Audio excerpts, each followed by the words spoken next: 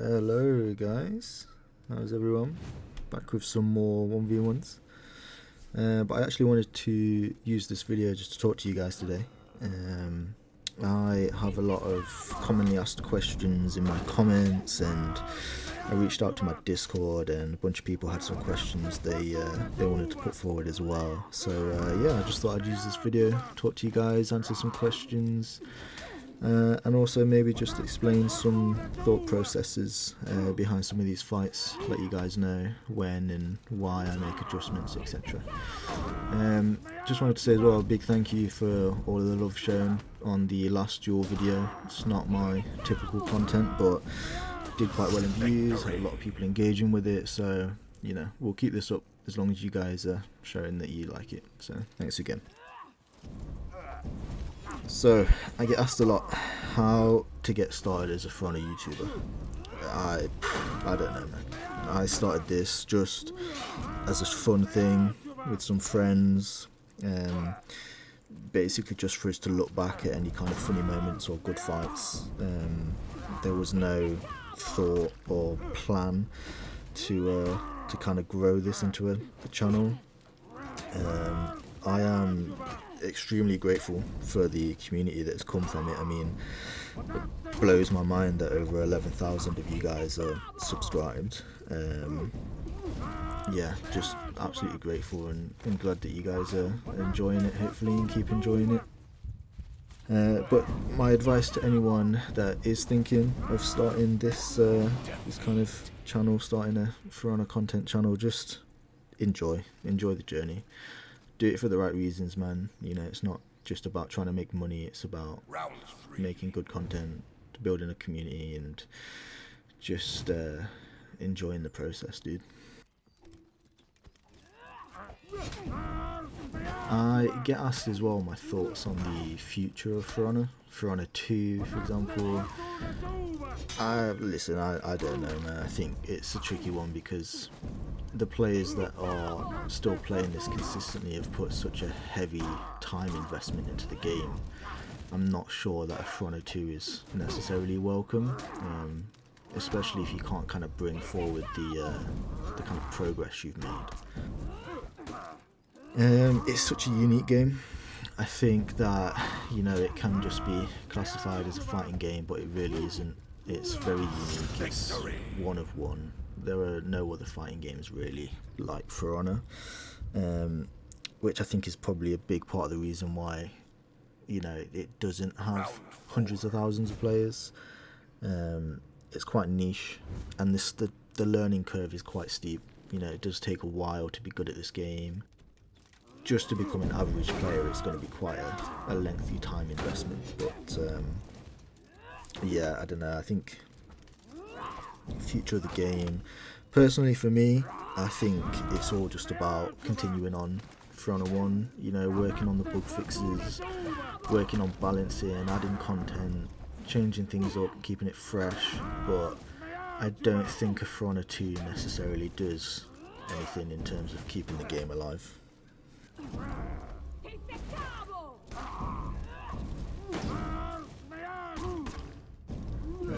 So just looking at the game now, so you can see the AI option selected is bash. It didn't work out for me, fainted to light, but those are the kinds of things you have to make a note of going forward.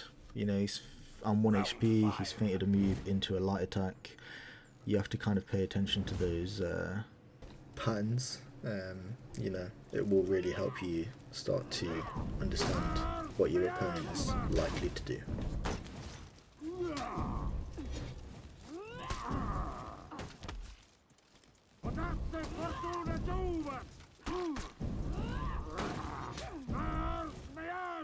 Whenever you're fighting a character like a Warden or a Sen, anyone that's got that tiered bash, you really are focused on just making good reads. You know, I don't know if anyone can, but I personally can't react to leveled bashes. So you can see here again, this is what I was talking about earlier. You know, I was 1 HP, he fated into a light attack, and this time I was ready for it. That was a hard read, just reacted to the indicator and won the game because of it. Okay, alright. One that I get a lot of. Am I cheating? No, obviously not. Yeah, I mean, watch enough of the content. You'll see, you know, I eat attacks. I eat light attacks. I make mistakes. I've got whole videos dedicated to fail montages. You know, it takes 5 minutes of scrolling through the channel and watching enough content to figure out that I'm not scripting. I'm fairly convinced at this point that people accusing me of scripting have got no actual idea of what scripter looks like. I mean, if you've really fought a scripting game, you'll know that there's nothing you can do to land. There's no counterplay in a 1v1. You have to completely adjust to them. You have to just completely shut down your offense because nothing will land. It doesn't matter what you feign. It doesn't matter what you commit to. You know, it's a script. It's 100% accurate. The only thing that's really going to counter it is dependent on matchup. You know, do you have a tiered bash, for example? They have kind of notoriously been good at dealing with scripts for a while now. I saw a Reddit post a while ago, something about a new script that, you know, you can set percentages for how consistent you want to make the correct read, or you know, there's different frames you can select for when you want to parry to keep it kind of, you know, less obvious. I think when you frame check the kind of standard script, it's the same frame every time. That's my belief. And if that's the case, you know, if that goes out, then you're just never going to be able to know if someone's cheating or not.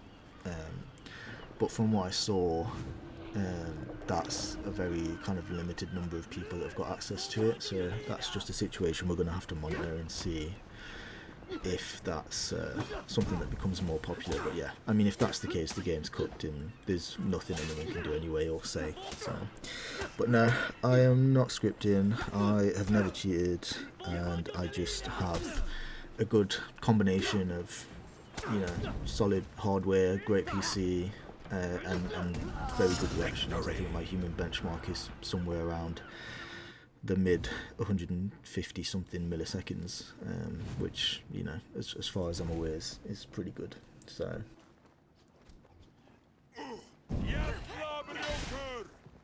will I ever do a live stream? You know, I don't know. I'm not going to say no, but I do get quite limited time to game already, so kind of organising and doing live streams and things like that, I don't necessarily know if I'm going to have the time for that. Terrible round from me here, by the way, if you guys are paying attention. Terrible first round from me against this Highlander. More proof that I'm not scripting. But yeah, will I ever do a live? I don't know. I don't have any plans. You guys will have to let me know if it's really something you want to see, and maybe we can, you know, start doing something every now and again, but no plans currently. Okay, so I start to tidy up a little bit in this fight, I think. It's been a while since I've seen this duel, so I don't really remember it. I'm watching it now with you guys. Highlander, a very tough matchup post rework for me personally. I mean, super high damage, almost completely read based defense.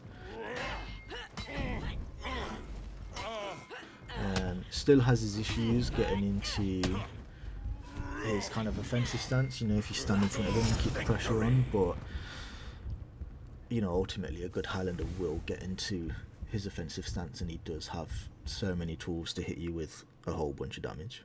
Round 3. Okay, another comment I get a lot of is, am I reading or reacting? Honestly, it's a mix of both. You know, I feel like to be a good player, you do need to have a mix of both. You can make all the best reads in the world, but if you can't react to which side an attack's coming from, it's not going to matter.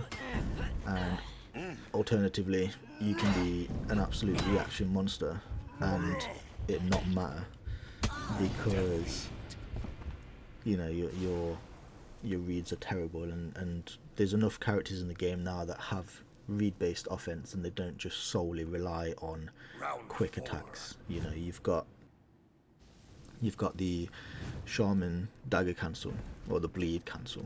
You've got PK's dagger cancel.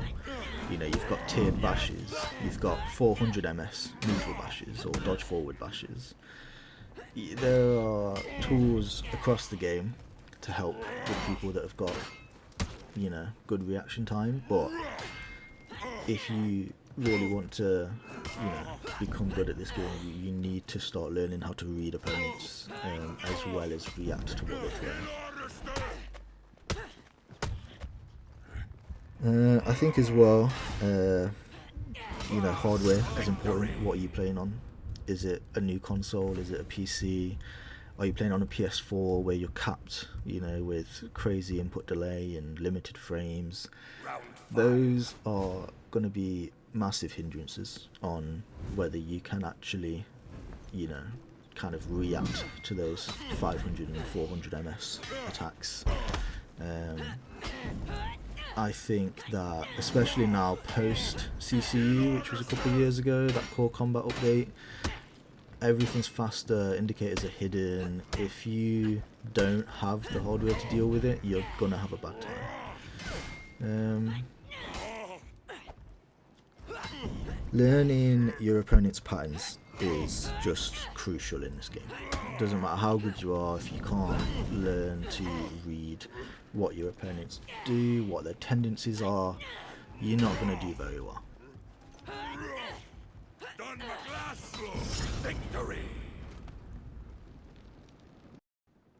You also need to figure out what adjustments they're likely to make, so you're going to know that from matchup knowledge. You're going to know that from time spent fighting your opponent. You know, do they faint into light? Do they commit to a lot of attacks? Are they consistently giving you level 1 bashes? You know, what is their tendency? And then once you start punishing that, what are they most likely to adjust to? Are they going to commit to more level 3 bashes? Are they going to start fainting to GB a lot more? You know, you need to keep an eye on it, learn it, and ultimately you'll be a better player because of it.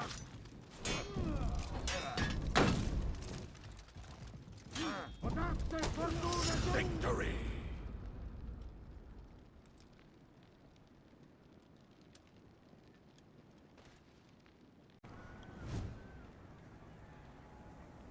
Okay. Alright, what I get a lot of is the type of people I fight. I only fight bots, am I smurfing, etc, etc.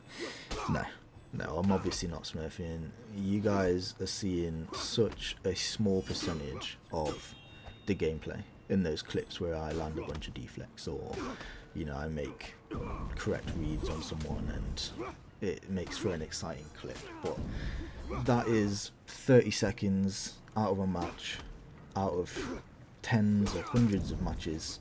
The vast majority of them have been me getting tactical ganked, or, you know, me just getting a whole game worth of team fights where it's not the most exciting content. I'm not particularly going to upload it.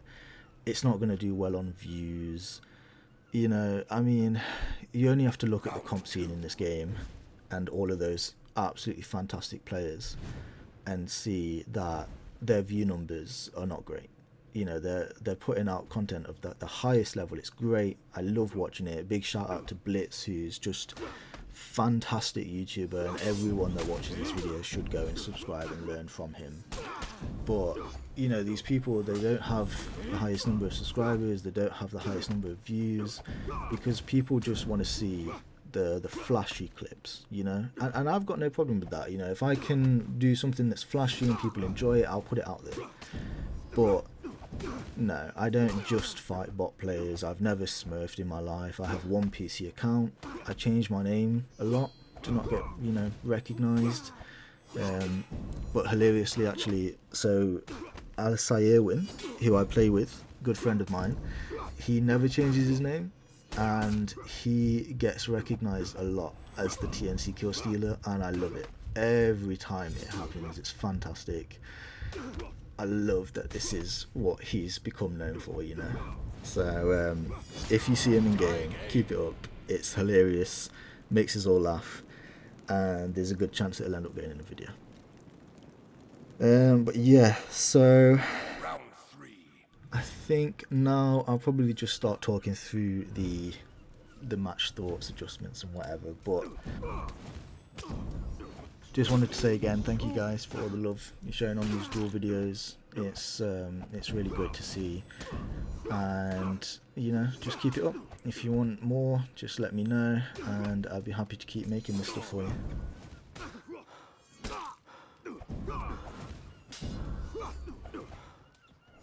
Right, anyway, moving into the game now. So we've got a 1v1 against an Orochi here. You know, he was doing a lot of the kind of unlock zone tech, which, you know, cringe, whatever, it's fine. But let's start having a look at what's going on.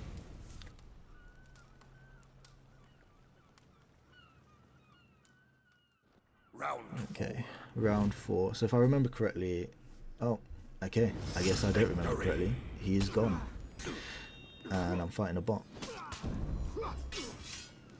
Low-key hate bots, and I will always stand on that opinion. I hate them. They can just become absolute gods out of nowhere. Alright, 1v1 against Wardian, Orochi Wardian. So Orochi, you know, got some tools to deal with the bash mix-up. Delayed dodge attack is great to kind of counter the level 1s, level 2s and level 3s, but you do need to be careful about, you know, opponents that just wait to parry or, you know, possibly give a really early feint in GB. Utilising dodge recovery as well is just absolutely huge on those kind of, you know, assassins, Zerk, Orochi, Pirate. Really will make you much harder to touch in a fight. So you can see now I'm quite low HP, so I've started to slow it down a bit, just watching, playing a bit more defense. Can't really take too much of an offensive risk when you're low. You know, exactly like in that situation, if I, you know, feint and don't just watch there, I'm eating that light attack and losing. Really don't be afraid to slow the fight down when you're low. You know, you need to keep an eye out for those light interrupts. You need to keep an eye out for how they're reacting to what you're throwing, and also what they're doing to initiate. You know, are they heavy relying on their best mix-up, or are they just going to throw lights and heavies at you? So you can see he's still giving me light interrupts there at level 1, make a bunch of wrong reads, and then of course the classic out of range GB from Warden level 3. He's preemptively dodging the Orochi bash quite a lot, which is leading me for just empty dodge forward, punish with the GB. Started committing to a lot of his unblockables now, a lot of zone. So in that situation I actually did expect him to feint the unblockable into something, and I've just ate it to the face. Because I'd parried a few of his unblockable commits, my assumption was that he's going to switch it up. He did, I just didn't punish correctly.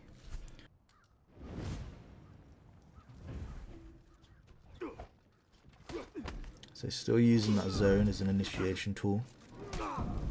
He is mixing up now more on when he commits to the unblockable, so that's something I need to keep an eye out in. But he's not really shown much respect from my unblockable throughout the fight, so now the commitment's on. I expected him to interrupt again because he tried twice previously in that round, and this time I got the parry and finished the game. Well, finished the round. Round 4.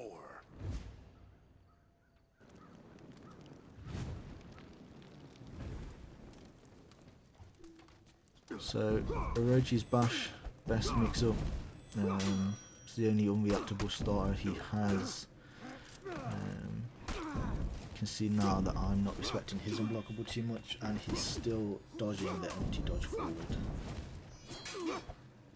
He's starting with a lot of heavies, which is giving me a free GB, and then I knew again that he wanted to play for the light interrupt. But yeah, alright guys, thanks for watching. Hope you guys enjoy, and let me know if you want to see more. Thanks a lot, and catch you later.